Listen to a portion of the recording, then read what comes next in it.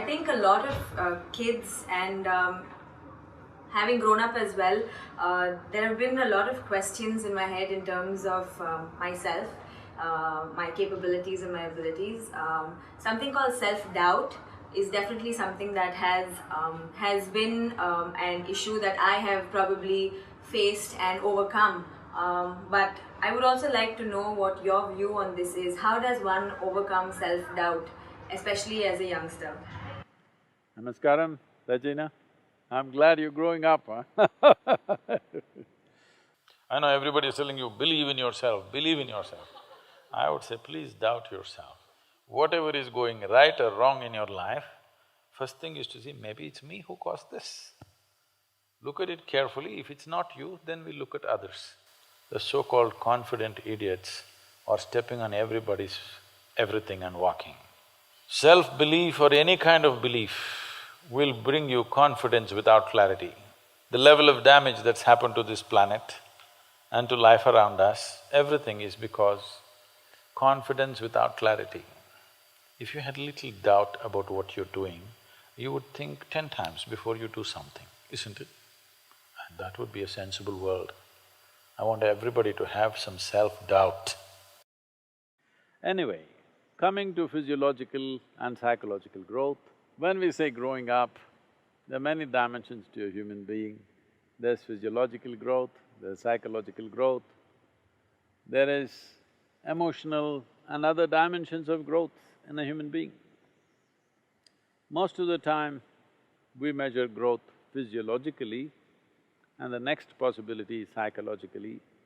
See, body is a very tangible element. So it grows at a certain pace. In some people's mildly faster or slower, but it grows at a certain pace. But the psychological dimension of who you are is not such a tangible process, it's an intangible process, more flexible, more mobile or nebulous. So it should be able to grow well ahead of your physiological process.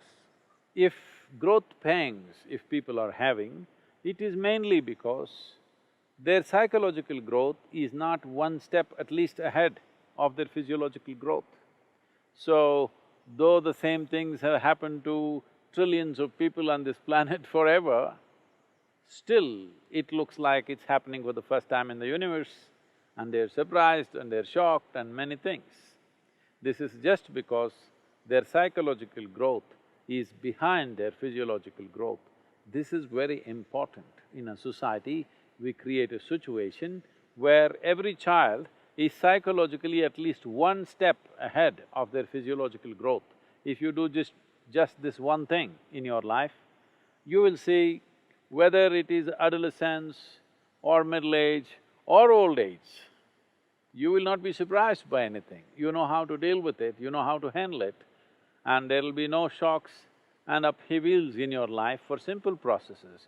Right now, people are living in such a way that toddlers are having diaper problems, teenagers are having hormonal issues, middle-aged people are having middle-age… middle-age crisis.